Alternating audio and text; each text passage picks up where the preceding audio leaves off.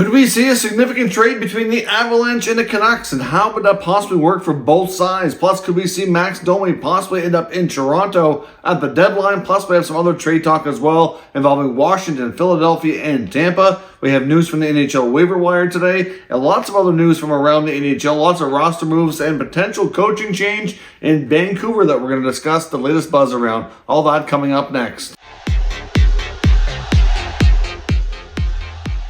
So welcome back to another video here at Top Shelf Hockey. As I mentioned, we have a lot to talk about today. Let's start with news from the NHL waiver wire. The Minnesota Wild have forward Joseph Cramarosa on unconditional waivers for the purpose of contract termination. So obviously, things are not working out between the team and the player. They've mutually agreed to terminate the contract, and obviously he'll move on and try to find a better opportunity for himself from there. But players are never claimed on unconditional waivers. It doesn't really make sense for other teams to put a claim in. Obviously, he would become an unrestricted free agent once that's terminated. He could sign elsewhere, go to Europe, or whatever he has plans to do. We have some injury and roster news to discuss tonight. A few recalls and demotions. The Montreal Canadiens have recalled prospect Jesse Ylonen, so he'll get an opportunity to play, which is good for him. The Nashville Predators brought up prospect goalie Yaroslav Askarov. So Askarov is one of the young, promising Russian goaltenders waiting for his opportunity to be a full-time NHLer. So we'll see how that works out. The Sabres have also recalled Ukko-Pekka Luukkonen. So obviously another goalie coming back up. Obviously between Anderson and Comrie, I assume one of the two isn't available tonight. And Jack Quinn's been demoted to the American Hockey League. I would assume that's more of a necessity to put somebody down that's waivers exempt to bring up a goalie for the roster spot. So we'll see how that goes there in Buffalo. Pittsburgh has also recalled Taylor Fedun. Blackhawks forward Patrick Kane is officially now on injury reserve. We've talked recently how he's missed the last couple of games due to some sort of a nagging injury. We're not really 100% clear on what that is, but he did speak to the media today as well to kind of talk a little bit about his future as well. Kind of outlines that essentially he admitted that it's been a different kind of season. Obviously things are going very differently. Last year the contract, something he hasn't had to deal with in a really long time. And obviously he admitted that he's been thinking about his future and where he's going to be going forward. He's been with one team his whole career. Certainly made it sound like it wasn't really a firm decision one way or another if he was going to be, waiving his no trade to accept a trade somewhere at the deadline or not. Did admit that there's been things discussed, obviously, with between his agent and stuff. So obviously we know there's been tons of rumors about teams inquiring on him. I'm sure he and his agent have at least chatted about things a little bit, but he did admit that there's obviously going to be some more conversations with the team here coming up now that we're into January. But I do think it's fair to say that this injury is going to play a significant role. Obviously, if it's anything that keeps him out longer term, then it's possible he may not be wanting to go or really healthy enough to go. I know there's been some speculation from Elliot Friedman and a few other NHL insiders saying that it's possible where Chicago is not really in a position to absolutely need him in the lineup given where they are in the standings, that he doesn't have a lot to play for right now. So if he really needs the time to heal up, that it's possible he could do that. Now, Chicago may decide that they really want to be able to trade him for something before he leaves the organization and decide that they'll work out a one-year contract extension and we'll deal with this again next year. So, well, hard to say what's going to happen. I think they need a little bit more clarity on the injury before they really make a firm decision. But at least we know for sure Kane's definitely thinking about things, but no decision's been made as of yet. Now, with one of his teammates, Max Domi, who's fit in nicely in Chicago, there's no guarantee Max Domi gets traded. There is some that think there's a decent chance that the Blackhawks might get him signed to a contract extension before the deadline, and he may not be moved. But there's also another group of NHL reporters that feel if he is moved, one team that he might go to would be the Toronto Maple Leafs. There was a lot of interest from Domi himself to sign in Toronto as a free agent this past offseason. Of course, it never happened. He ended up in Chicago. But it was believed that there was some mutual interest from both sides, but they never got things worked out. It's believed Domi was likely not going to be looking for much more than league minimum to go there. I'm not sure exactly what the reasons were that things didn't work out, but obviously, his dad being a longtime Toronto Maple Leaf, a bit of a Leaf legend because of the unique player that he was, certainly something I think would be appealing to Domi for sure. But interesting to see what things goes. But I mean, we know the Maple Leafs are likely going to be doing multiple moves at the deadline. I think it's quite possible we'll see a similar approach to the last year or two, where they likely try to make an addition on the blue line, and they likely do try to make an addition at the forward group as well.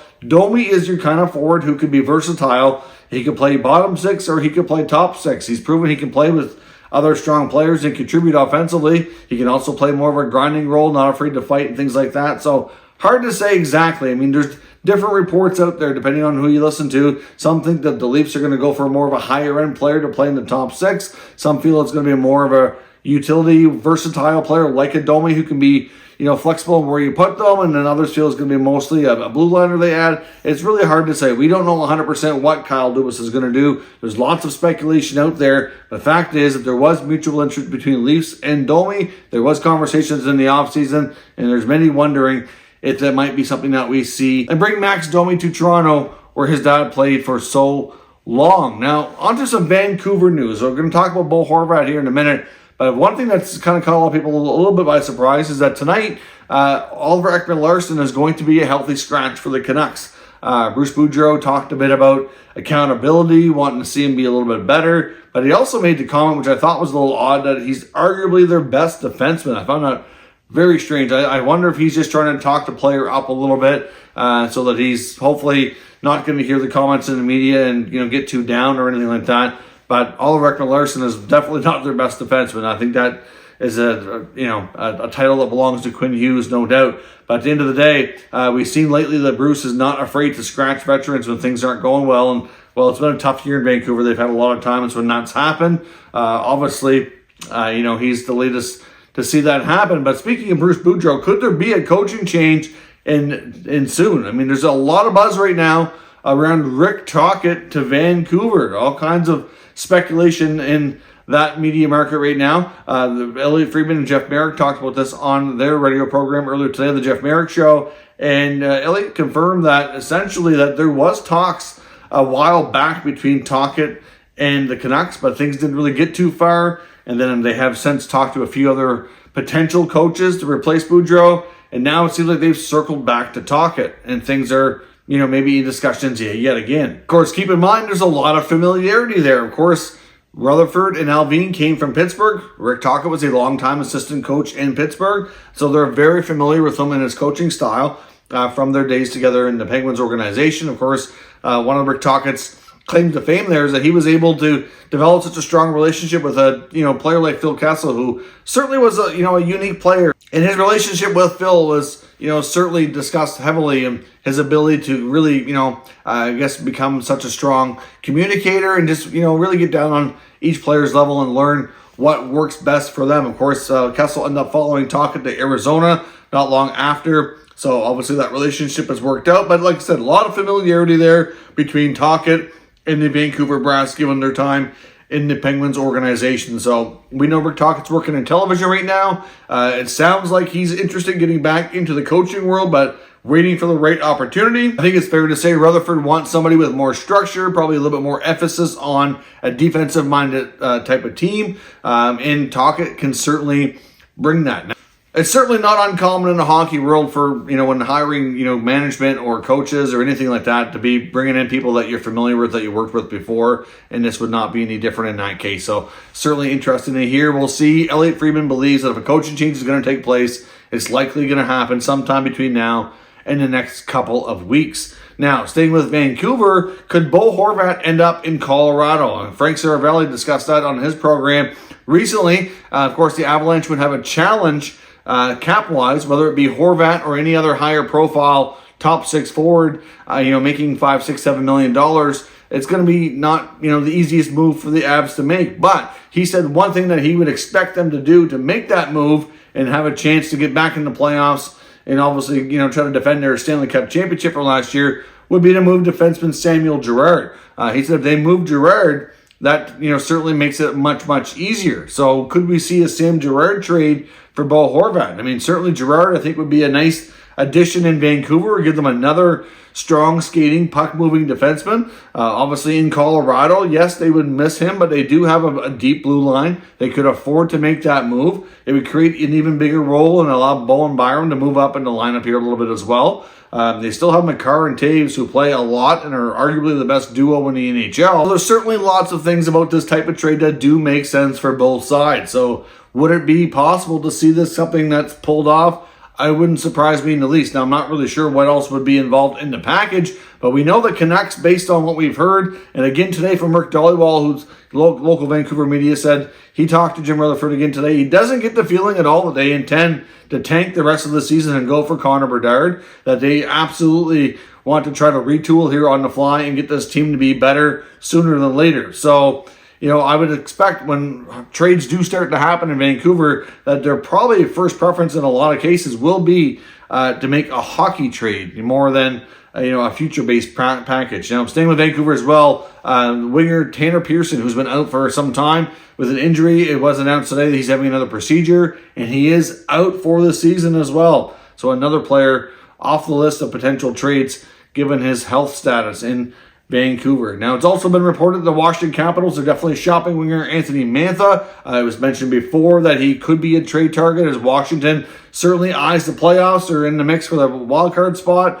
and trying to see if they can move up higher in the standings, of course. I would expect Washington to be aggressive at the trade deadline in trying to add to this team. They've dealt with a ton of injuries this year. They probably still need a little bit more time for players to get a little bit more reps in here, like Wilson and Maxwell. I assume they'll probably get better over time. But obviously, whatever moves they want to make, whatever upgrades they feel are essential, Anthony Mantha appears to be one of their roster players they're willing to move to make that happen. So we'll have to see. I don't think that trade for Mantha and Verana right now is looking too good. We know in Detroit that he went through waivers and cleared, and we don't really know what exactly is going on there behind the scenes. But certainly right now, both teams not quite pleased with the player on their roster in that regard. In Tampa Bay, we know that at the Lightning every year at the deadline seem to add a bottom six type of forward that becomes instrumental in helping them have a deep playoff run. Could this year's version of that be Flyers forward Scott Laughton? It certainly sounds like Laughton, amongst pretty much most of the Flyers roster, is potentially available for the right price and the right deal for the Flyers to consider. And Laughton very well could be a good fit in the Lightning organization. Now, of course, hard to say exactly what the trade return package could be, or from a cap perspective, how exactly it would all need to work, but it does make sense in a way that he would be the type of player that they're looking for, given that if they have a healthy top six, they certainly have those spots covered. They would probably want to upgrade that middle and bottom part of the lineup. So the third, fourth lines, ideally, Laughton could be a good force on those lines to make some upgrades. We've seen him add guys like Nick Paul and Brandon Hagel, etc., and he kind of falls in line with being similar enough that I think he would be the kind of player they would want to add. So we'll have to wait and see. But we know the Flyers are wide open for business, looking for many opportunities to move on from some of these players and really shake things up in Philly for next year and beyond. So let me know your thoughts on everything discussed here today down in the comments. We'll discuss further. If you're new to the channel, of course, make sure you subscribe and stick around. We'll keep you up to date with the latest news, rumors, and analysis of all 32 NHL teams. Thank you for watching, and I will catch you next time.